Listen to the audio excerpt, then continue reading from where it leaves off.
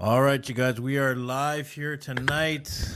Episode many and many more to come. Tonight we are talking about first of all, I want to just say we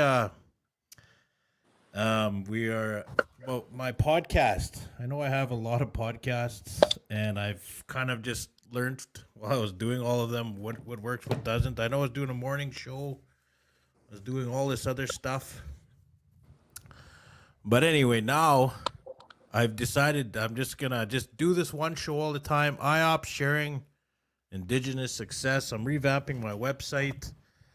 Everything's gonna change. So right now, this is what we are, and it's just gonna be about sharing Indigenous success as usual, and that can come in many forms. So just to let you guys know, going forward, this is what we're doing.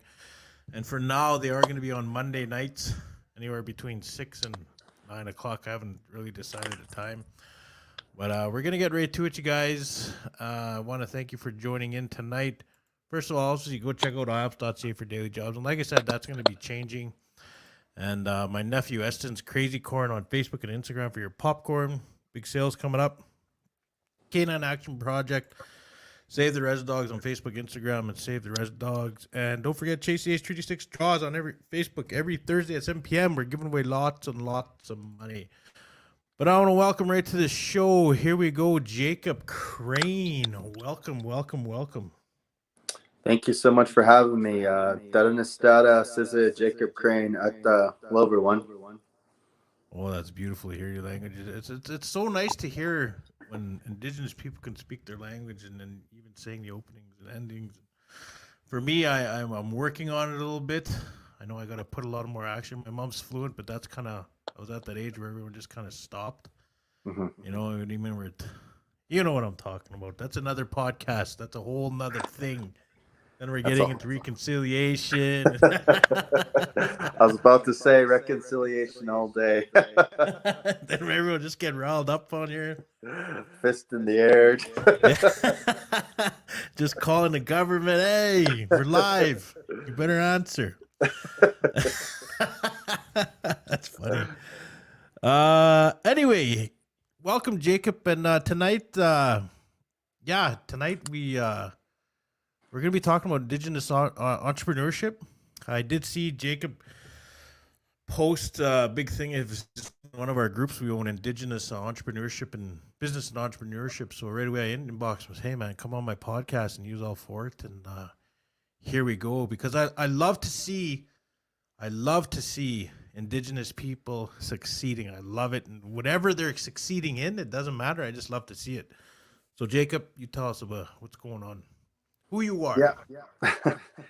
Well, I'm 31 years old. I'm originally from Tsuut'ina Nation, Alberta, Canada, just on the southwest side there of Calgary, Treaty 7 territory. And, I kind of grew up on the reserve, and I spent a lot of time down in Utah.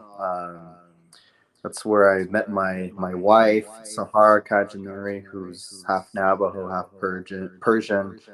And I've been involved with business basically my whole life. I was that kid at the powwow selling bubble gum, trying to hustle the Hubba Bubba gums, inflating the price a little bit and selling those 5 cent, those pink bubble gums that say the 5 cents. I was selling them for 25 cents. So holy, nice. Trying to hustle to get those Super Nintendos, and it's kind of like my mom. My mom, she was the one who kind of instilled that hard work ethic, because I'm half Mexican. My grandpa's an Aztec Indian, so he's kind of taught my mom that work ethic at a young age, and my dad as well. He taught me to be very creative, so that's where my hard work and creativity kind of collide. And I like to start companies. Currently I have a media production company out of Utah, and we travel all over the country down there doing highlight videos for nonprofits and small businesses, different organizations. And then I have a landscaping company operating on the reserve in Tsuut'ina. And then I just got hired on with the University of Waterloo to facilitate their entrepreneurship training program. So really happy, really excited to be here. That wow, man, you're You wouldn't believe how much me and you are alike. I'm half Spanish. My mom is half Cree. I run my own landscaping company, Nice. and yeah, and yeah. What was the other one you said? Oh, an entrepreneur. Yeah, and like I've done entrepreneurship as well, so it's like crazy. Yeah, media production. Oh, the media production. I guess this would be my media production. Everyone's Yeah. asking me for me. Yeah, so there you go. We're like, yeah. Except I'm not. I'm not as young as you. I'm not a spring chicken, so a little older. But yeah, like thanks for coming on to the show, and I appreciate it. And I want to focus on your entrepreneurship background and go into that because, and this is what I say. You know who Elon Musk is, eh? Oh yeah. I love that guy. I love what he's doing. I love his drive, his passion. I like how crazy he thinks, and then he just goes and does it. But also, right now, what I'm really hoping, wow, it's already here, it's happening. Hopefully, it'll speed up. Is the satellites. Hmm. And I tell everyone, I like, you just watch on those satellites, and we finally get all the internet around here, like all the rural people, all the reserves. I was like, you're gonna see a huge influx of entrepreneurships from all the reserves. Like all these indigenous people are just these companies are just gonna start popping up because everyone's gonna be connected. What do you think about that? Do you think I'm on the right track saying that? Yeah, definitely. Wi-Fi definitely helps with connectivity. So I spent a lot of time on the Navajo Nation this year, doing mutual aid stuff, COVID-19 relief for another nonprofit down there in Utah. So yeah, connectivity, bringing people together, being able to access the internet, being able to work from home remotely. A lot of people are going to be able to create jobs for other people. So I think the entrepreneurship buzz is just hitting First Nation territory for the first time heavily. I know it's been there for a while, but it's kind of cool. It's sexy to be an entrepreneur nowadays. So you're definitely going to see more funding pump in too for startup funding for your companies. You're going to see First Nations people just trickle into every sector that there is, and I love that. I think it's really cool. Go get them. Yeah, and it's gonna open up. Wow, I mean the doors are just gonna be open. It's I'm just excited and I can't wait. One, I want, like I said, I push podcasting right now because I think that's the new thing. It is the new thing. Foxing around here, like I was telling you before the show, they're on there, and I think they're gonna be bigger than they are right now, and I think they're gonna be like mainstream, getting paid to do what they do, and inspiring other Indigenous people wherever they are because they got new Wi-Fi now from the satellites, and that'll become a business thing, and Yeah. then that might just start. Uh, what's the word am I looking for? One thing starts and there's a bunch of businesses created behind it. What is that word again? It's like the trickle down effect, The or I don't trickle even down know. effect. Yeah. So you're in Waterloo right now, or no, you're not in Waterloo right now. You're working for them. Tell me all about that program. So it's a brand new pilot project.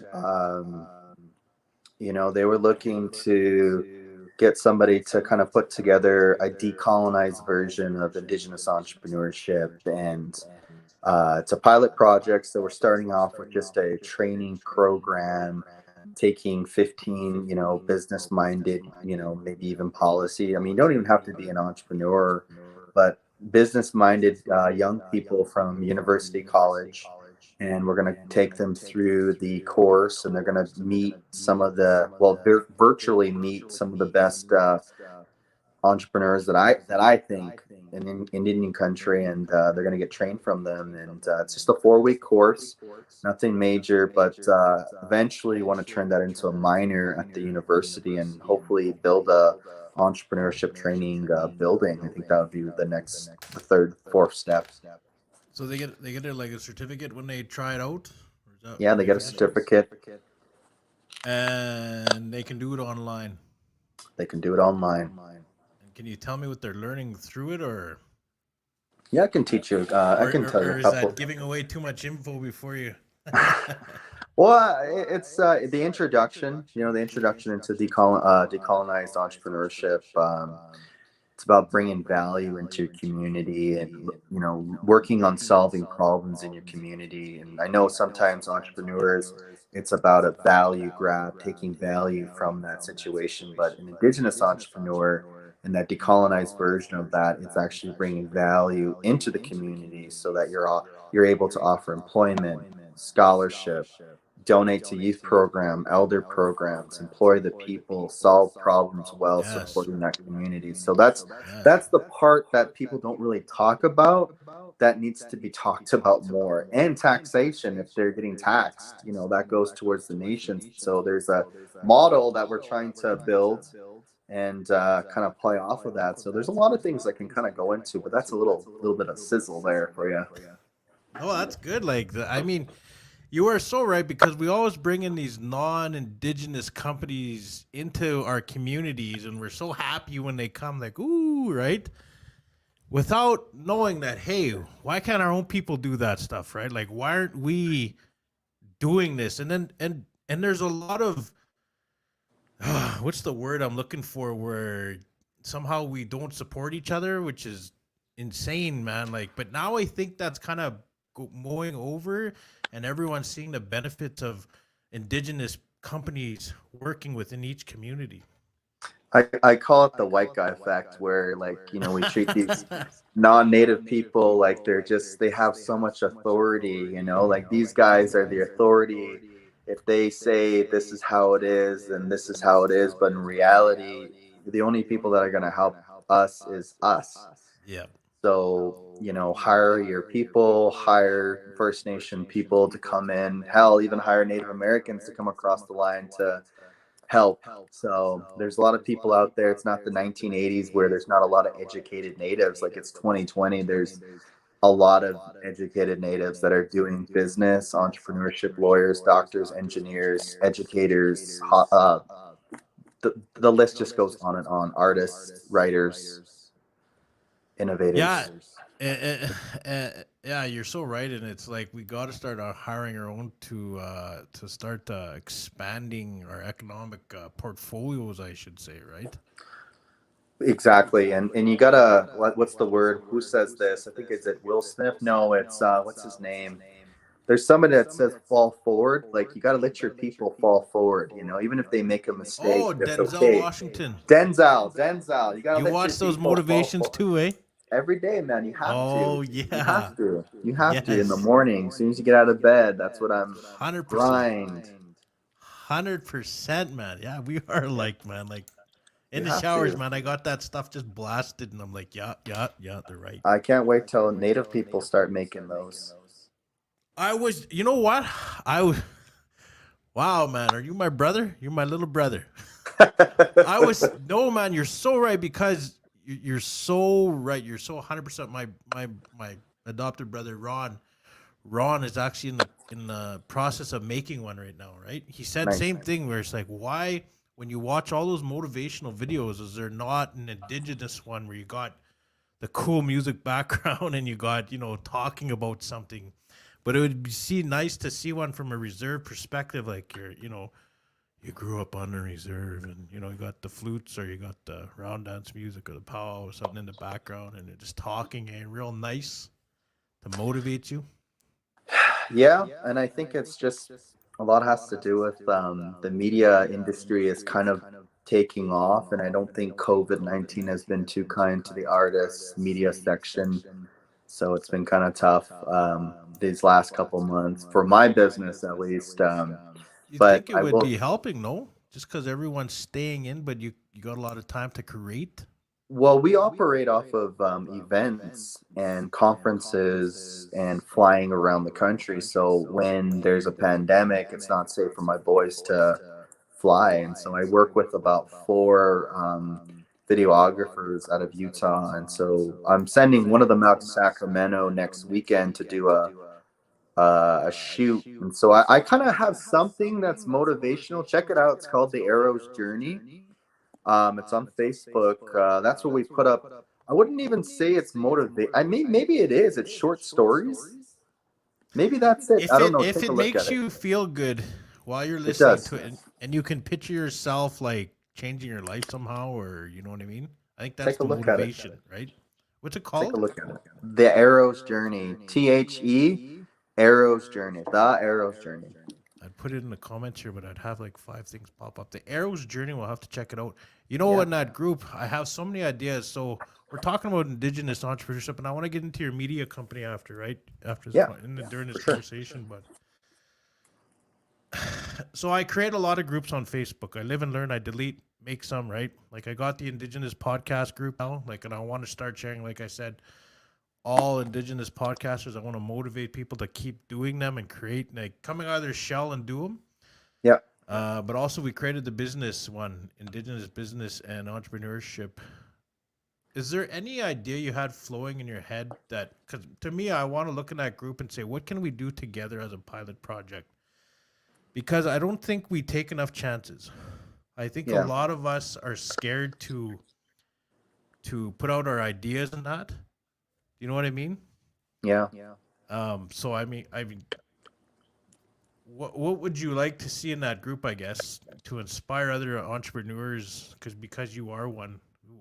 How can we get people to come out of their shell, to Do not a be scared? do a spotlight. Spotlight. that?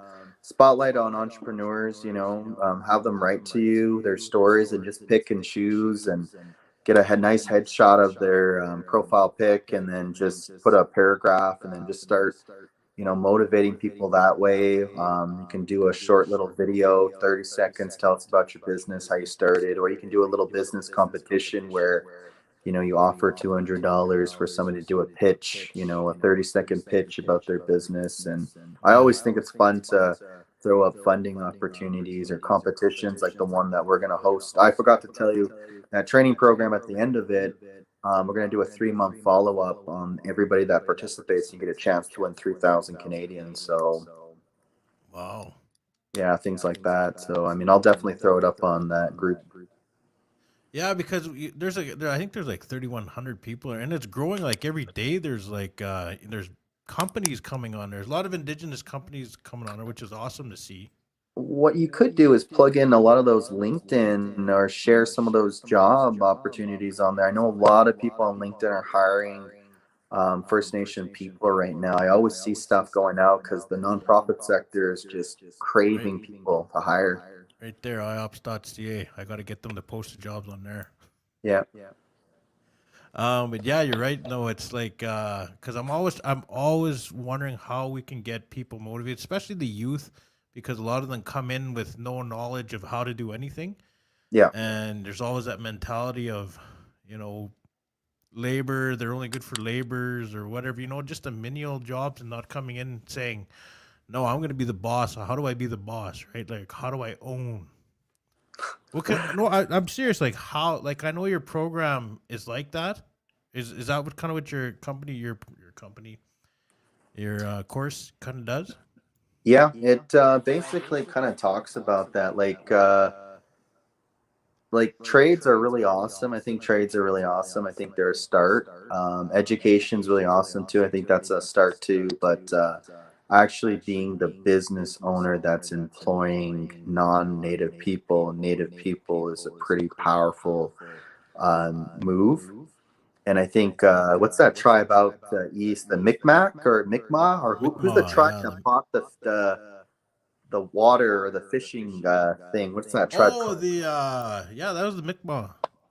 So that was a power move. And I Yeah, that think, was badass, eh? yeah, so that's what we're talking about. Is that's how you take that's flexing sovereignty. That's flexing the First Nation power of the dollar. And I want to see more of that happen. We don't always got to be that the trade guy, the guy that's doing the labor work. Like, let's get together. It's 2020. Let's be the people that are launching the businesses and pushing through. So Yes, but yeah, going back to that, no, that's good. And I know there's a lot of money out there that Indigenous people can grab. I think that's something that we should be putting on that group, because I know one person said they wanted to start a company, or a T-shirt company, but they didn't know how. And there's a lot of people commenting, go through here. It's kind of how we need steps. So yeah. oops. So what else you got going on, like with that media company? Let's kind of go back there. Like, how did you start with that media company? I guess take it from the beginning, like when you were, Sure. yeah, selling gum at the POW to all of a sudden you're a media mogul. So I had some success with my landscaping company when I was like 23, 24, 25. And then I didn't do it for like 1 year, 26. And I just wanted to do something else. And I saw everybody doing, videos or podcasts or I'm gonna stop you. I thought the media was before the landscape, so let's go no. back. Let's go Oh, back. back. Okay, you're in high school. Are you working? Are you got? Yeah, doing I had a kid when I was 16, dropped out of high school, did that whole powwow thing for a couple of years, taking odd end jobs, and I just got tired of pushing a freaking broom. It was really hard for me. Nobody would hire me. I had zero education. I didn't even have a JED. And then when I was 21, I got my GED. 22, I was enrolled at university. 23, I started my first corporation. It was a landscaping company. I was just cutting lawns over and over. I was working for Chief Roy Whitney at the Tsuut'ina Nation at an executive level. That's kind of where my life changed. I kind of got plucked, I don't know what happened. I don't know what deal happened, but I was not a part of it. And he just said, "Hey, come work in my office." And I'm like, okay, yeah, sure. It's like God talking to me, basically. The chief never calls me, and he called me on my cell. And I'm like, how'd this guy even get my number? Really? So, and then my life just kind of changed, man. I saw all that economic development that's going on. I got brought into the circles and I saw everything. And I just said, you know what? I know I'm not always going to be the chief's assistant. I know I'm not always going to be involved in the executive, level, but I want to start a small business. So I just saved a bunch of cash. I wasn't even making that much money, man. I was only making like about $20 an hour. It wasn't that much, $25 an hour. And That was about what, so 10 years ago? that was That's like huge, man. I was $20 an hour is huge. 23. I was 23 at the time. Yeah, that's huge money, man. Well, That's and here's the thing, man. Like, I'm just gonna even say now this it's right huge. now. We trick ourselves. That's a trick right there, is when we think 20, 18, 20, 22, 25, and we just stay. That's a lot of money for us. That's enough money. But I'm just like, no, guys, you can do a lot more than that. You can do a lot more than that. You're worth more than that. You are worth more than that. And you need to understand your value. But here's the thing. If you're going to charge more, then your skill level needs to be there too. You can't just say, "Oh, I want more money," and start, complaining. Your skill level has to be there. And, I hate to say that, but a lot of people get caught in that, "I want more money," and their skill level just isn't there. So you have to really develop your skill level, and you have to have something to bring to the table. You can't always be the guy with ideas. You got to be able to take the idea, execute the idea, follow up with the idea, and grow the idea. I like that. I like that. It's like a 4-step process there, which is Mhm. probably in your course. Yeah. All interesting stuff. We are going to get back to it. Let's go back because I always want to hear your story. And then, I So like where your back to mind is going, man. I really like how you think, man. It's yeah, awesome. no, I think, well, a lot of people, they just get thrown a little bit of money and they think that that's enough for them. But I'm like, dude, this is barely above poverty. Congratulations, you're barely above poverty. Like, we need to see more natives making six figures. Yes. Like, I think it's interesting that we get stuck in that mentality, or we get stuck in that traditional mentality of 8 to 4. That's a trap. Stay out of Well, it. that's what school breeds you for, right? High school, they breeding you to get ready for because you're at school at 8:30 and you're done by 3. So it's like that's how you are for 12 years. And that's what they say. The school system is just breeding you for the 9 to 5. They're breeding you to be an employee. Or yeah, They that's the word I'm looking want for. you to work for Employee, them. yeah. Yeah. They want you to work for Where them, did I hear that? man. Rich man, poor man. Rich dad, poor dad. Or rich dad, poor dad. That's where I heard that from. they want you to do that. So, anyways, getting back to the story. We're just getting off topic. Yeah. Go back. No, Go no, back. I saved money. I bought my first investment was my first capital investment was $157 lawnmower, which isn't a lot of money. You just got to save up a little bit. You know, don't buy the nice Gucci clothes. And so I bought this single bladed lawnmower. You know, the little push lawnmowers. You guys know what these are. And I cut my auntie's lawn. You know, I just pushed it and cut it. It took me like 2 hours. Anyways, when I was done, the neighbor called me over and said, "How much do you charge?" And I'm like, "Ooh, I don't even know. $80. I'll do it right now for $80." And so they said, "Okay, I'll pay you $80." So right there, This is on the res. this is on the res, right You there. cut a res lawn for $80? Is it $80. massive res lawn? Or are we talking? It was just a small town site res lawn. Oh, a town side lawn. Okay. Yeah, so I charged $80 for my aunt, and I charged $80 for the neighbor. So that's 160 paid off my investment. Yes. And then I did a third person's lawn that afternoon or that evening, and I started realizing, holy crap, I'm making more money doing this than at my daytime job, which I was making $20, $25 an hour. So that's the trick. Yeah. Okay. And so I knew that I was going to keep doing that. And so I did that all summer long, man. I'd show up in a suit, black pants, you know, black shoes, and I'd go to the office. They talked politics, discussion, economic development, all kinds of things, policy. I'd sit through those meetings and I'd be like, oh my gosh, I'm going to cut so-and-so's lawn at 4:30 today. And so I started doing that. I started hiring people. I had like a team of like 3 people by the end of the summer. And then that next year I was like, okay, I'm going to, well, first and foremost, sorry, let's rewind a little bit. Before the end of the summer, I bought 2 double bladed lawnmowers, and my boys were just cruising. You know, a lawn that would have taken me 2 hours by myself took me 35 minutes. And so time is money. And I just was cruising, cutting everybody's lawn, posting pictures, marketing. And then pretty soon I was doing all the counselors' lawns and, you know, the chief's lawn. And, you know, those are bigger lawns. And I charged more, of course. But, yeah, I was cutting everybody's lawn on the nation. It was pretty cool. And I always had a wad of cash on me. That's what was crazy. And I'm like, holy cow, like I got to invest. And so I traveled. I did a lot of traveling. I've been to 20 countries internationally. Wow.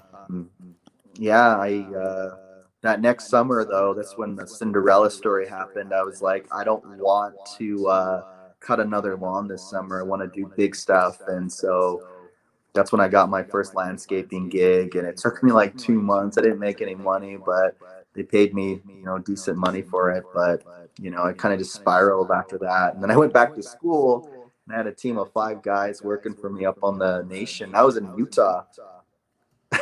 So now you're one of them, like, don't even have to work for your money. It's just coming in because you already worked for it. Well, You talking built your about little empire. Robert Kiyosaki, or what's his name? For the Rich Dad, Poor Rich Dad? Dad, Poor Dad. He talks about the square, or what is it called? The I'm just system where getting you, into the book. well, Ebook. there's a diagram that he uses. He's his employee, business owner, or employee, self-employed, business owner, and investor. And he says 95% of the money is on business owner and investor side, and everybody is on the employee or self-employed. And so he always says to try to get on the other side, which is the business owner. And so I was a business owner at 24. Yeah, no, that's pretty good to be. It took me a while to be a business owner because I was in the rat race of 9 to 5. Yeah. You need a degree. That's the only way you're gonna get. Because I grew up in the '90s, like in my teens, I was in the '90s, and that's what they pushed. They never pushed trades. They never pushed entrepreneurship. It was like the only way you're making in this world is if you get a degree. And you get a degree, you're in debt. Even though I was getting funded from the res, but I was still pulling student loans and. Yeah. You're poor, and just even when you get a job, it's like shit, man. This ain't nothing. I ain't getting paid much, right? Yeah, no, it's in the after taxation, or if you're working on the nation, you don't get taxed, but still, it's not. Oh yeah. I hate Even that. when I hate that when I've people are I like worked a that. tax job once and never do it again. Yeah, it's a fun experience. But yeah, going back. So now you got guys working for you on the res. You're in school taking. Yeah, I was What do you taking take? business management. There's like a 2 year diploma kind of thing. It was a 4 year degree, Oh, is it? Okay. 4 year degree that I never even finished. I'm gonna go back, but I'm gonna do it on my spare time. I'm only doing it because I want to make my resume look a little cooler. I don't believe in Yeah. the Western education whatsoever. I learned so much more running my companies. Man, It's a I joke. love that. I love that because now you got that passion. Like, and it's so right. Like, you don't need a piece of paper to tell you that you're gonna make it in this world, right? No, you Like, you just need don't a need one. You need the drive.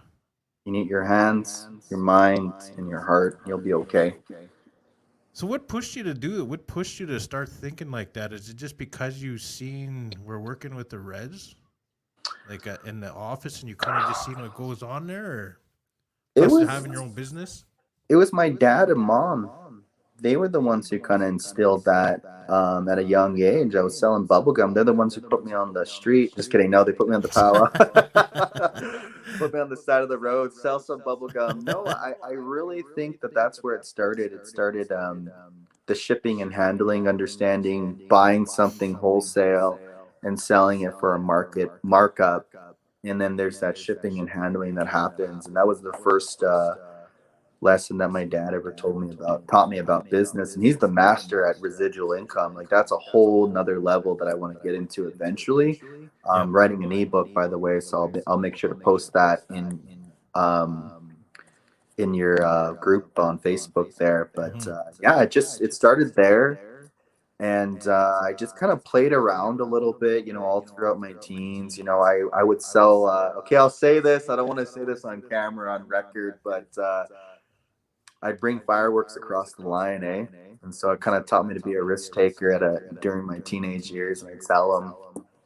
So, Why the states? That's I will well, get they off. had they had the rockets, they had the actual Roman candles and fire black cats. They didn't sell that stuff in Canada back then; it was against the law. So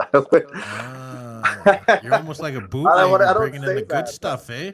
yeah, I would smuggle across the good stuff, and yeah. Go take But me into jail now. Go ahead, RCMP. Just you got to kidding. look at that, man. I hate to say, but it's like you're thinking outside of the box of bringing what a need is to the customer. Albeit it might be illegal, but I mean it's not really Yeah. that bad of illegal. It's Well, I fireworks. mean, I wouldn't promote that. That's why I don't ever like to bring it up, but I'll share that with I'm your no, I'm audience promoting the tonight. idea, not that you brought it out illegal. Yeah. I'm just saying Yeah.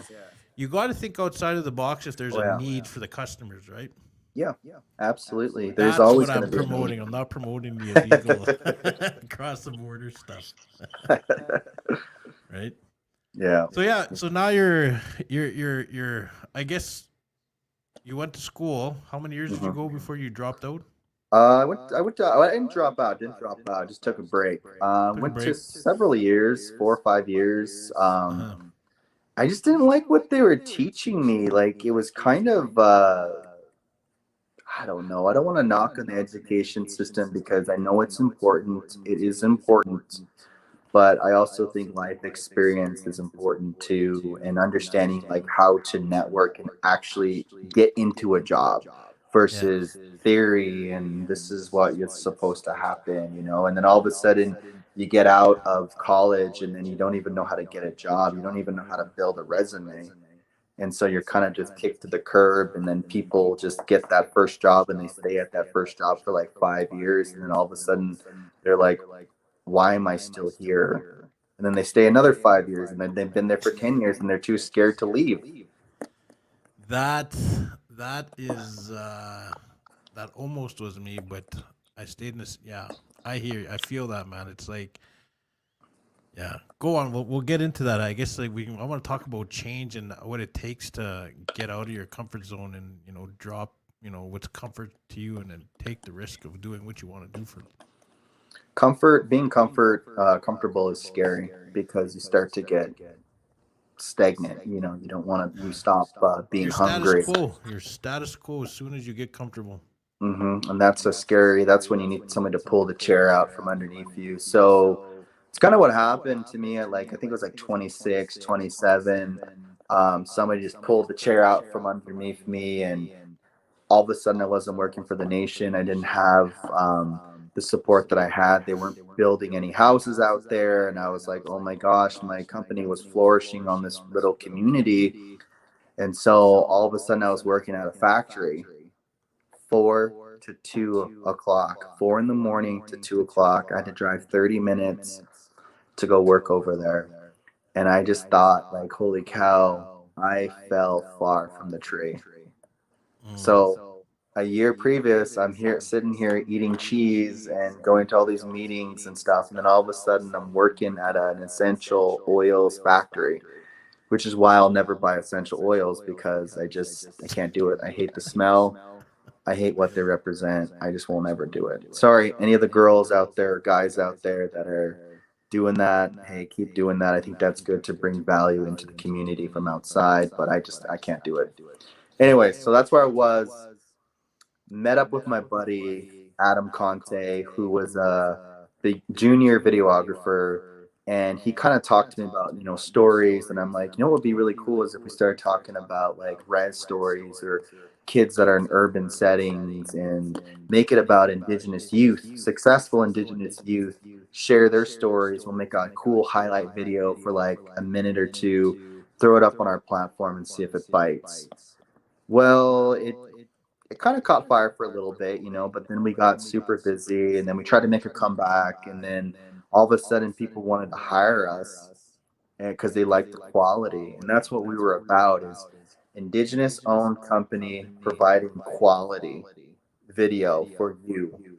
And so we started working with people like American Indian Graduate Center, National American Indigenous Business Leaders. This is in the States, so it's ran out of Utah, but we can go anywhere really. Like, it doesn't really matter. But we started doing working for all kinds of companies down there, and we kind of made a name for ourselves as the that group, or that Adam and Jacob group.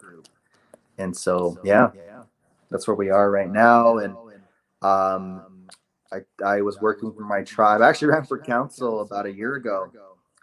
Yeah, Oh, really? I ran for council about a year ago out there on Tsuut'ina. I lost just by 12 votes, but that's okay.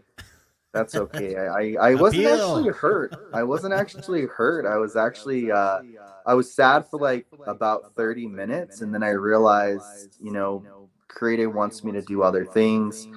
So I was doing the whole renewable energy project manager thing for a little bit. I think it's like 4 months, and then COVID hit, and then my career changed again. I took a position with a nonprofit organization out of Utah, and they allow me to work from anywhere. And so that was really life changing. And I just got a job with the University of Waterloo, and so now things are really, really good. Yeah, see, COVID closes, but I don't know. I think COVID's been humbling experience. It's a shitty experience, obviously, but I mean, it's humbling to. I guess it goes back to, you said you were high on a pedestal, and there's so many people high on a pedestal that are now right here, and they're like shit, right? Which takes us back now, because I know the Canadian government is giving a lot of grants for entrepreneurs, new entrepreneurs. Yep. And I keep telling you, man, like, entrepreneurship is where it's at, and especially Indigenous entrepreneurs. A lot of companies want to work with Indigenous people just because of our, our tax rights, right? They want you to own 51% of the company so they can get in there and make some money. Yeah, yeah. So, do you have anything going forward that your companies, like, how many companies you got right now? I have two companies, so one in the States, one in Canada. Right now, my landscaping company is at a halt until next spring, which is fine. I'm totally comfortable with that, just because of the two jobs that I have. And then my media production company, I'm sending my first guy out this year to do some work out there in California. So we were moving until March. We were moving until March, and then once they put the stop travel, that's when my business kind of tanked a little bit. But I'll tell you a little secret. You need to make sure that your business is registered, because if it's not registered, then you can't get any federal support. So I got lucky because I had about 4 or 5 gigs lined up that canceled flat right out and said, this is due to the COVID-19 pandemic. But what I did was I took that to the feds down in Utah and I said, we lost money because of COVID and I have proof. And they said, prove it. And guess what I got? Big fat check. But that's in America. I was thinking, man. Oh, okay. Sorry, in Canada. Sorry, but still, what I'm saying is this: you have to make sure that your company is registered, because there are tax breaks or there's incentives. I know a lot of people probably missed out on those COVID-19 bailouts because a lot of people they're still there. They're still there? 40,000, yeah, those 40,000 they just announced they're gonna bring more in. So good. Me too. yeah, so yeah, and yes, when you're in Canada, if you can register your register your company on Business. reserve. Like it just saves a whole headache of. I guess you want to talk about that, getting in like registering your business on reserve instead of a city. Yeah, so I mean, you can do it both ways, okay? So again, I am not an expert. I am only speaking on experience. So a little disclaimer there. If you want to listen to me, listen to me. If you don't want to listen to me, don't listen to me, okay? But life is a lot easier if you register your business, okay? Your nation will take you more seriously. The province will take you more seriously. And don't be afraid to pay GST. Like, I get it. We're Indians. We don't have to pay GST ever. But there's actually a lot of benefits to having a GST number. People want to employ you. People take you a little bit more seriously. Take care of your credit. That's something that I'll say. Take care of your credit. Your credit is sacred, like our bundles. And so take care of that, take care of that bundle, because then nobody wants to loan to you. Nobody wants to give you money as an investment. No banks will give you money because they're scared of you, that you're going to run off with the money. Like, you want to grow your business. You want to be able to not always be relying on grants. Like, you want to be able to go get a $50,000 loan because you have solid credit. No, So that's take true. care of your credit. That's a whole new podcast. I used to do a morning show, and then Wednesday was my Wealth Wednesdays with this guy who's a financial advisor. Yeah. He told me all this stuff. But yeah, at my age, at 42, I just started working on my credit at 39. Because growing up, you're never taught about credit. You never. And then when you start learning about credit, you're too damn scared to look at the credit and just see what it is, because you're like, oh shit, what do I owe, right? And that's how I was for like 15 years. I never looked at my thing. I was just and I didn't even understand it, and I didn't bother to go ask. Yeah, and that's something that we all got to go through. Like, I'm not gonna sit here and be like, I knew about credit at 20. No, I didn't actually. I didn't learn about it till I was 27, and the importance behind credit and credit building, and that leads into owning a home. Credit. Owning a home. If you could start working on your credit when you turn I don't know, when do they start counting your credit? 18, 19. Yeah, so when you're 18, 19, and you can start headstrong going in, like, I know it's hard to build credit without credit, but I mean, I think now there's like Capital One credit card you can grab, get the bare minimum. I think, learn and research all your work, like on Google, how to build your credit.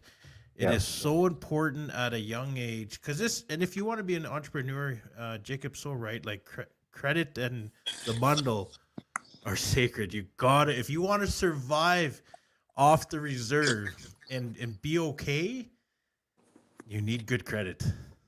Yeah, you need to establish yourself, and it's always nice when you go into a financial institution and they are happy you're there, because they know that you're either going to deposit a check or you're going to take money out, or you're going to ask for you can get approved for a credit card. And you don't have to go to the money marts and them to get a freaking 49% Yeah, right. Stay Stay away from away. Stay away from Money Mart. What's the other one? Easy Financial and all the other ones that will say, "Oh, we'll give you 15 grand, but hey, we're gonna charge you 49%," and you're basically screwed unless you're making a shitload of money off that loan. You're screwed till that thing is done paying off, which is 7 years later. Off a 15 Yeah. grand loan, you're probably paying it back what 60, 70 grand. And that's another thing too, is it just starts building. Yeah, Once you're late, it just starts building, and you just get further and further down that rabbit hole. yeah. You want to stay away from it if you can. But no, I'm not gonna say if you can. Just stay away from them. In all honesty, like if you listen to, was it Dave Ramsey? He's a financial guy. He talks a lot about just staying away from that stuff. If you can't afford it, if you can't pay cash for something, then you can't afford it. Yeah. So, Eh, um, I got caught in it when shit. Oh 06, no. yeah, Oh everybody 04 does. to oh 04 to oh 06. Hmm. I was working and then there's a money mart down. It's when you go get your first loan and I just need, a couple more $100. That's all. And I'm gonna pay it off, suffer for that one other check, and I'm good to go.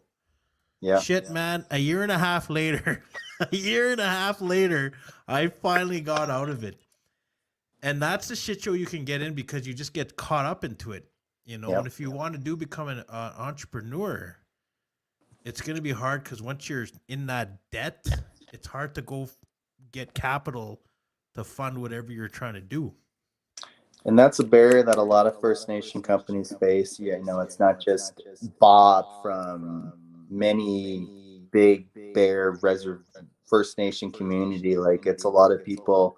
I faced it. I faced it early on. I couldn't get any capital. I couldn't get anybody to lend to me, and I was running around trying to get funding. And I finally found somebody that was going to give me some money when I was 25. It was a group from, it wasn't IBC or IBA, or what's that group called? Indigenous Business or Indian Business IBC? Corporation. I think it was it wasn't IBC, it was something Northern Affairs Alberta or Northern Affairs Canada. I don't know who they were, but they're going to give me a pretty steep penny, but I said no to it because you have to respect money. That can hurt you. It can hurt your life. It can hurt your credit. It can hurt your family if you're not in the right mind to take care of that investment. And you have to pay it all back. Like, you can really mess yourself up. And so that's why I was just like, now's not the time, but later. How much were they going to give you? I think it was about 125,000. Holy shit. And Yeah, you about said no, I would have been 125,000. all over that. But that back then, man, me thinking like Yeah. that, you're so right. My life would have been still ruined Yeah. if I would have took that kind of money back then. Yeah. I just said no, I can't take this. I'm sorry. I was there. I was there. They were going to write me the check, and I just said, no, I can't do this. And I walked away. And I'm so glad that Wow. I did. So glad. Yeah, no shit. Now, if you're well, what was the company? What was it for? It was for my landscaping company. I was going to go buy equipment, and I was going to buy a bunch of stuff, get some office space. But now that I kind of like learned a little bit more, you don't actually have to own any equipment. That's a trick. Just rent it out. Rent it out and get the job done. Take the cash. Go get another job or gig, or go buy a house, whatever. Get a tax write-off for your house. Start building that way. Like, you don't actually have to own anything. That's the biggest trick that they I, try I to get you to buy into. I like that you said that because my cousin who actually he heavy what do you call Heavy him, equipment. heavy equipment operator, and he's got his own company. And I remember him saying on that, wherever he said, it's instead of going to buy a $500,000 machine and put it to work because now you got payments and like you're stressing because you got $500,000 debt. He said lease is probably the smartest thing I'm ever gonna do now. He's like, once you're done that job, you just let go, or not lease, sorry, rent. You rent that machine for that job, and you're not worried after the job's done. It's like goes back to where it is, and then you're sitting here waiting for the next one. That's the biggest secret behind construction. Everybody thinks you have to have 10 people always working, always employed. No. You walk in with your buddy or your partner. I always like to walk in with white guys. I don't know if the white guy effect. I like to hire them. I hire Bob and Tom, and we go in together, and everybody just, oh shoot, he's got white guys, And then we go and get the contract, and then guess what? I just outsource everything, or I get people to come in and do the work, and then all of a sudden I take my cut at the end of the day, and then everybody leaves me until we start up again. Like everybody thinks you gotta have like the dozer, the U-Haul, the tractor. They're out here, and I'm like, and sitting in front of your yard, look at me. Every day that's sitting there, you're losing money. I'm like, that's the biggest idiot I know. Man. You don't gotta own anything. No, you're so right, man. And whoever's out there trying to think about starting a business, listen to these words right now that Jacob is actually telling you. It's so true. Oh yeah. It don't be. What's the thing? Keeping up with the Joneses, the saying. Yeah. It's like you want to. It's like you want to keep up with the chief and council. Like you want to look that role, right? Like don't. It's like. I drive a 2002 Nissan Versa. My wife hates the car. She's like, you need to get a better car. And I'm like, no. I want to drive this car because this is the car that I want. And if I'm ever get rich, like become a millionaire or whatever, I'm still going to drive that car. Because it's not about how you look. It's about whether you can do the job, you do what you say you're going to do, and you follow up and you grow the idea. That's what it's about. You don't even have to look the part. If you can't look the part, pay somebody to go in there and look the part and get that deal done. Yeah. That's what we got to be thinking. That's how all these other, these Igahala, these Wasichus, these Bilaganas, that's how they do work. That's how they do work. They can afford it. Is that I don't that's white. That's white. Okay. Yeah, that's how they all do it. They go in there ready to go. There you guys go. There's your tidbit of this podcast. Go in there, play the part, but don't buy anything because you're gonna. It's not gonna be good unless you got a 20-year contract that's paying you X amount of dollars every single month, guaranteed. No matter what happens. Then go. And even then, they're leasing it out. Yeah. Even then, they're leasing it out because they know that it's better to just lease. Dustin says, keep the car. It helps keep you humble and remember where you came from. Yes. Yep. Keep the car, man. Always. And it's never give two shits what other people think, of course. And at the same time, don't base what your company or whatever you're doing on what somebody else's success is.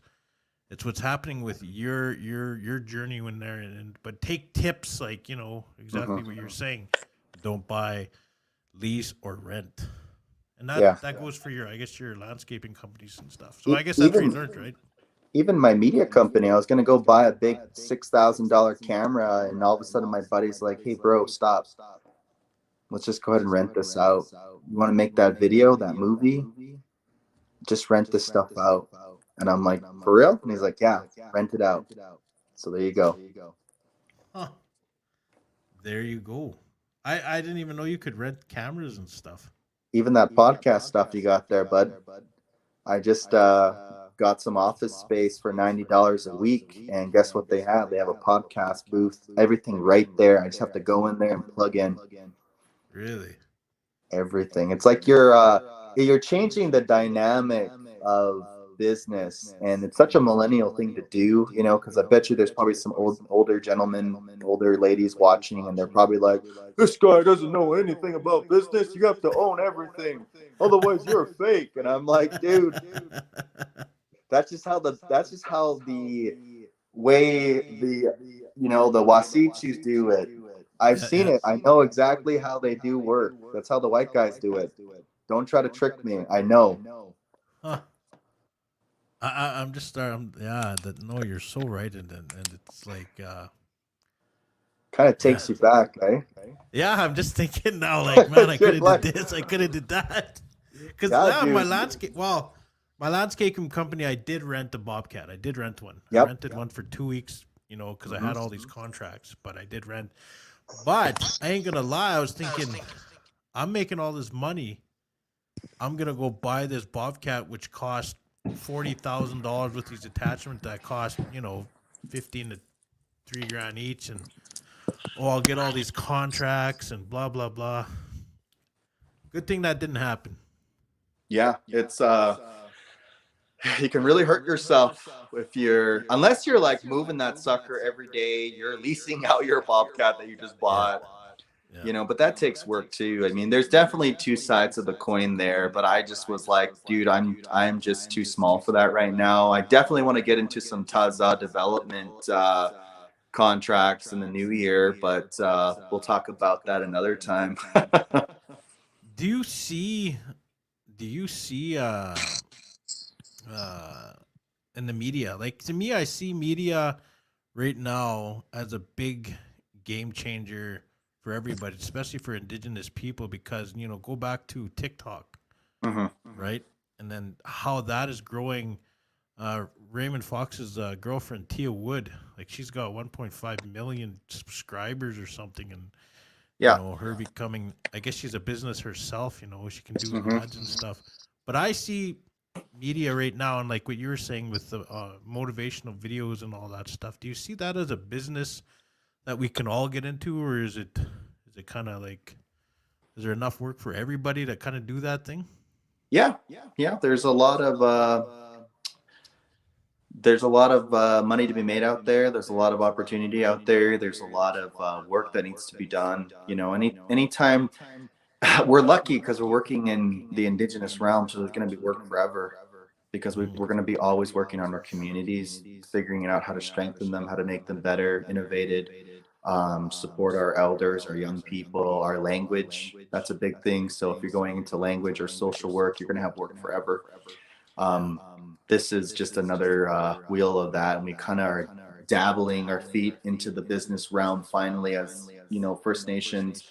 And again, looking at the Mi'kmaq or what they did there, like that's let that be an echo through the generations that are coming, that these guys came together and bought the entire industry, or that's the largest buy that has ever happened on the East Coast before. So that's First Nation dollar right there, and you should be proud of yourselves and just move. That the secret is movement, and not just movement, but having a goal and then moving towards it. You know, even if you go like this, you'll get there eventually, but you have to figure it out. And even if you don't figure it out, just move. Okay, that's the biggest thing. Because a lot of people, they stay still, and then they're just like, I don't know what to do. I don't know what I want to be. And I'm like, just try a bunch of things out. Just try. So Diversify yourself. diversify that portfolio. That's what the white guys do. Yeah, like, oh, I look at like me, man. taking I'm shots. If there's any white guys watching, I'm taking shots at you because I know you guys. I know how you operate. yeah, man. Like, no, you're so right. Like for me, man, I probably, my cousins used to laugh at me. They're like, Nathan, when he whips out his business card, it's gonna be this long because like I've done painting, landscaping, social work, media, like everything. I've tried everything, but it's like now when certain gigs come up, I can kind of tap into them because I've tried everything, you know, and I've Hmm. done everything. I guess yeah, that's why you got to diversify the hell out of yourself so you kind of know, become good at probably two or three things. No, I'm gonna say about three things, three to Hmm. five, and all the rest will kind of just oh I know do that. I done that before kind of thing, right? Yeah. Well, even though I do landscaping and media, like that's not what I love. I just do it because it's fun. It keeps Yeah. me. Well, I don't know. There's something about like looking at a big project, and then all of a sudden your guys are out there working, and then you're out there with them, and then you take a break and you kind of just look and you see these men, these boys, these ladies out there working. You're just like, man, this is so cool that we're the ones doing it. First Nations is the ones working and doing all this project development, like that's so cool. Or like when we fly, me and my business partner fly out to a location and we're shooting this video and we're interviewing this person who's like super intelligent, super educated, and they're sharing their gifts, they're sharing their knowledge on camera with us, and I'm just sitting there like, holy cow, I'm just so fortunate to be in the room right now. So it's just a cool experience, and I want every First Nation person to be able to experience that, to feel that, to be empowered to make that change. And that's how you end poverty in our communities, is through entrepreneurship, bringing I value there. 100%, man. I think that's what's going to be the big game changer going forward into the future is Indigenous people learning how to be entrepreneurships by themselves, keeping those dollars circulating within the community and Mhm. into another community, and where it's you know what I mean. It's like we're like one big Hutterite family, but right across Canada or North America, kind of thing, right? Yeah. Well, Circulating them dollars. and this is what I always kills me is when people start talking about like indigenous folks and how capitalism and all this stuff, and I'm like, okay, I get that it's wrong, but also don't forget we had complicated, complex trade systems hundreds of years ago, before the settlers, before 1492 was even here. We had complex trade systems, the Aztecs, the Mayans, the Incans, the ancestral Pueblos, also formerly known as the Anasazi, the Hopis, the Pueblos, the Navajos, the Blackfoots, the Anishinaabe, the Tsuut'ina, the Dene, The everybody Cree. had their own trade systems, so we were doing business, but we just called it trade. Mm. So we just need to revisit that. And that's why I think indigenous people make the best entrepreneurs, is because by blood, by DNA, we're hunter and gatherers. So once you get us back to the hunter and gatherer mentality, get out of the 9 to 4. That's colonization. You work a 9 to 4, you are colonized. Hmm. Yeah, It, man. I know. it, Everybody's probably no, hating me right it's. now. I was gonna say, man. Whoa, whoa, whoa! But you are right, man. Because colonization, they train you to think a certain way, and the 9 to 4, 9 to 5 is a certain way. It's a way that they want you to think that if you want to make it in this world, this is how it's done. Hmm. And you're right. We go back to the old ways where yeah, you're hunting and gathering, and then you're in survival, right? In your survival mode, and even though you're on reserve, you are surviving anyway because you are living in poverty. But it's like you're gonna think outside of the box. You're gonna know what to do to succeed, like to go get that hunt, I guess, which would be a contract or whatever, right? Go get that buffalo, man. And if you get that buffalo, go get another buffalo. But make sure you share. Yes, Make sure you share your meat. that yeah. So, No, you're the successful people that I've seen, they're always giving back in some way, whether it be financial or bringing on and tutoring and mentoring, or mhm. they're always giving back to the community. See, and not the colonial way that you don't really see that. It's like the way they're giving back is they're buying more materialistic stuff, bigger house Yeah, to show, look at yeah, me. You know what I mean? Where we're different. yeah. That's a trap too. Don't fall into that. Or if you're gonna do it, make sure you Airbnb that sucker out, so that or rent it out, or rent out your basement, or do something that you're constantly building too. So, well, don't. That's a trap. Owning property is a trap. Just kidding. No. Everything's a trap in Jacob's mind here. Well, it's just you have to think a certain way, and that's okay if that's what you want. It Yeah. depends on the individual. If that's what the individual wants, if that's what they really want, then go for it. But I always say, like, tell me about it. I want to hear about your success. That's cool. I want you to share a lesson with me. And there's some things that you've said tonight that you've taught me. So Yeah. Well, thanks, man. you run a I good didn't even show, know. man. You run a good show. You got me to open up. Usually I'm not this chill. No, like you know what? It's funny. I always go back to Raymond because me and this kid. And I say kid, he's young. He's like 21, 22, and but he's hugely successful. He does these things, and I just see him doing big things. Him and his partner, there, his co-host. Where am I rambling here? I got off topic here, and I'm gonna come back because I know I wanted to talk about your ebook. Oh yeah. Your ebook. Where's that? What is that all about? Where I know what an ebook is. If you're like me, I don't like reading. I like driving and listening. So I think eventually it will be that, where it's an auto book or whatever. I'll make that an option. But I always see all these like successful, educated people, and they always have like a book.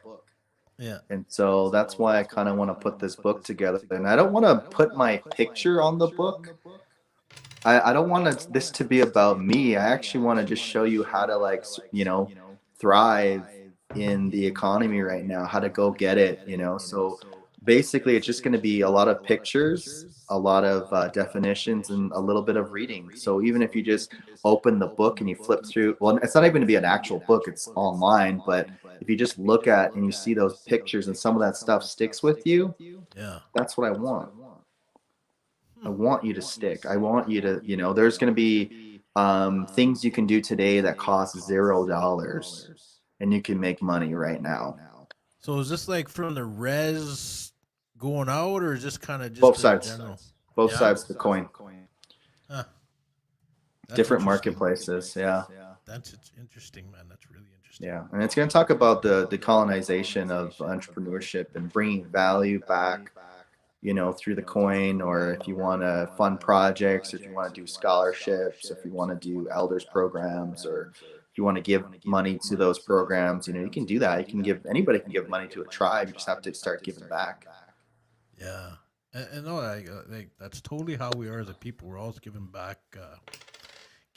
Oh, Tesler's Mosquito, who is the owner of Treaty 6 Apparel, wants to know when it's coming out.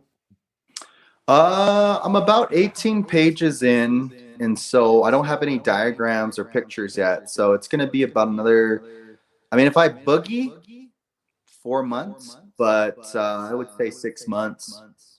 I know I wanted to do it right now because of the COVID-19 pandemic. I'm like, this is how you guys can, if you're struggling on the reserve or in the city, here you go. This is how you can freaking hustle right now. Yeah, well, Tesler's actually a good example. I don't know if you know. Have you heard of the Treaty 6 Apparel? It's like send me a message, Tesla. I'm always interested to meet fellow First Nation entrepreneurs because I think we are the biggest hidden secret in Canada. So yeah, we're coming. He's another young lad. He's from Mosquito, right across the road from me, and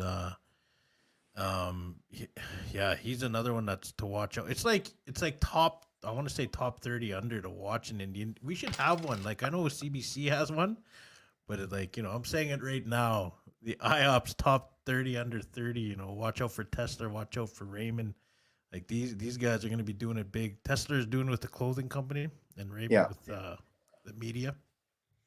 Well, me and my cousin, we're trying to think of a Shark Tank for Indian country, so that we just need the seed money to support that. But we got a couple cool ideas. I would love to talk more with you about that via message. But we got a lot of things kind of spinning.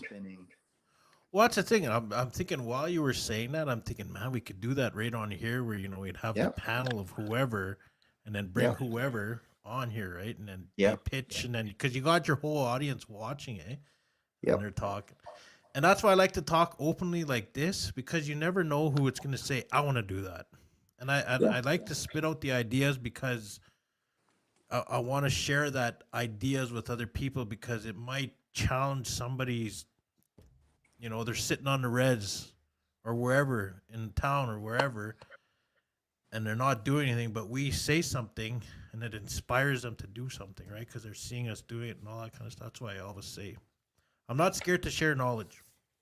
And something too along those lines is something that I teach is 70% actually practicing. So that's practicing doing it. So that's just standing at an intersection with a squeegee and some Windex and Here, $2. Nobody cares where the money comes from. They just care that you're doing something. So even if you have like, if you're an A and B person, hey, that's okay. What's Here's A a and B? squeegee. Just, you know, I was an A and B person too. I'm not a smart guy. I'm a hardworking guy. I will break my back, and I'll always say that. So, Oh, not smart in the books, but smart in the oh art and yes, wisdom. oh yes, buddy, all day. Yeah, So I always that's say exactly right. practice. I failed general math back then in the '96. I failed general math, and if you failed general math, like you knew, shit ain't good. Dude, But I still made it. it's such a colonized system, man. We don't fit in that system. It's all. I mean, you can go to school, and if you do, good for you. I'm going to go back. I'm just doing it because I want to prove a point to somebody. But a lot of my success comes through hard work.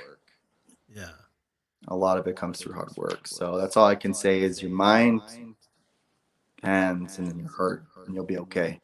hard work, push, push, push, and I'm the same way. Like through these podcasts, I think I started about 5, 6 years ago, but slowly. But I just kept doing them. I kept doing them. I kept pushing IOPPS and never knew where it Yeah, was going, but I kind of let it just guide itself. And yeah, now we are here growing a little bit. But yeah, it's I guess cool. in any company you do, anything you do, if you want to be an entrepreneur, you gotta. It's consistency. Not scared to fail because you are gonna fail. Like figure that out now. If you're ready, you gotta have tough skin, man, because you're gonna get probably 90 no's, mate, 9 maybes and 1 yes, Yeah, and you that's got how to it be ready goes. for that. Huh? And you just get better. You get better with practice, and then pretty soon everybody's going to be saying yes, and you're like, yeah. All right. Well, we've been giving her for about an hour. That's kind of usually how these podcasts. I could talk forever about Indigenous entrepreneurship, man. Like I love it, and I love hearing the success stories. Like tonight, I seen one of my fellow band members. She's just started her own. What do you put all your logos and stuff on here and stuff? She makes that Oh stuff. yeah. And she's posting and doing these draws and selling at a little. She's got a little rack now in town, selling and stuff, and just doing awesome. And I love seeing that, man. When you see the growth, you see people, and then they continue to do it, and then there's like, their mind gets thinking like, oh, I can do this bigger. But to see the success of them doing it on social media, that's awesome, man. And Tesla there, he's one of those stories that I pushed love hard it. and got her done. Yeah. I love it. I think that's cool. Where are you from again? Where are you based out of? Red pheasant. Red Pheasant. Where's that by? Oh, Uh, you ever southern. hear of the Colton Bushy thing? Yeah. That reserve. Okay. It's where North Balford is. Yeah. Crime town. Yeah. Haven't had Mosquito the and pleasure. Mosquito and Red Pheasant were right across the road from each other. Okay. South of Balford, about 15 minutes. Okay. Yeah. So, but we're gonna end the show, you guys. I always end up, and I always let the guests say a few words on behalf and just inspiring words, whatever they want to say. But I want to say thank you guys for joining the new rebranded IOPPS, Sharing Indigenous Success. And it's all it's going to be. I'm not going to name it IOPPS Goes Live, IOPPS Indigipreneur Show. This is it, you guys. This is what I'm sticking with. Going to keep going, showing a lot of content, rebranding the website. Still going to do a job board because I want to push Indigenous success, sharing it and find people, Indigenous people work. But yeah, I want to thank Jacob for coming on. It's been I love this conversation, man. It was fun. It was good. We could talk. Definitely want to have you on as a guest again. But with that, you guys, I'm out of here. I'm gonna let Jacob here finish it out. Yeah, no, thanks guys for having me tonight. It was an honor to kind of come in and, drop some knowledge with you. So I really appreciate anybody who, kind of tuned in. So thank you so much for having me. And if you're out there and you're an Indigenous entrepreneur, just keep going. you know, you are the best kept secret in Canada. So keep going. Love to see you guys rise, and keep giving her. And, you know, if you're ever feeling down or anything like that, just remember who you are and where you come from and what you're here to do, and you'll get through it.